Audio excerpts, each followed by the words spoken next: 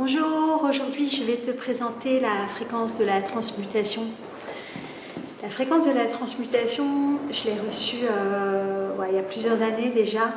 Elle a été faite avec des améthystes. Je vis en Bretagne, dans un endroit où il y a beaucoup d'améthystes dans le sol. Et donc c'est avec des améthystes locales. Les améthystes, c'est une pierre violette qui évoque le feu violet de la transmutation. Il s'est avéré que cette fréquence nous aide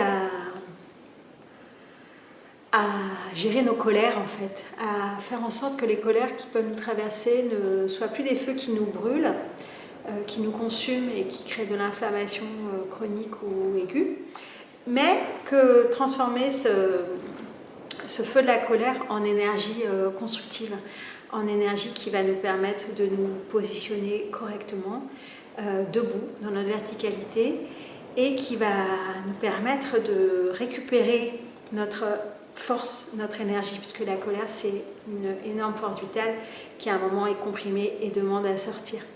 Et donc cette fréquence va nous permettre de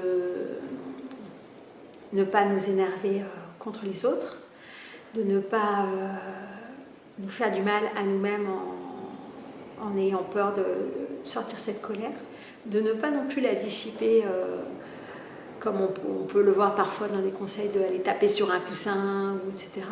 Mais là, on va véritablement aller dans la transmutation, devenir maître de sa colère, maître de son feu et améliorer la qualité de ce feu, en faire un feu de transformation, un feu de transmutation qui va venir s'installer dans le cœur de manière durable et qui va être une ressource pour nous. C'est-à-dire que face à un événement qui va générer de la colère, celle-ci va être vécue, mais elle va être vécue pour nous aider à monter en vibration et à élargir notre champ. Il y a aussi quelque chose qui est intéressant avec cette fréquence de la transmutation, c'est qu'elle permet de lâcher prise en fait, assez facilement. C'est-à-dire qu'elle nous fait basculer dans un autre point de vue, qui fait que la raison pour laquelle on était en colère est mise à distance.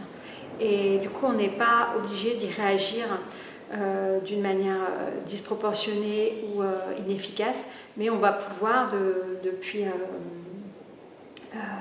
un certain sang-froid, aller se repositionner clairement par rapport à la situation qui a généré de la colère, sans dissiper notre énergie. Notre énergie, elle, on va la garder comme un cavalier sur un cheval fougueux qui n'a pas besoin de tirer sur les rênes ni de mettre des éperons, il est juste dessus en équilibre et ça galope quoi. Et voilà un petit peu l'image que je voulais vous proposer pour cette fréquence de la transmutation. Transmutation de la colère.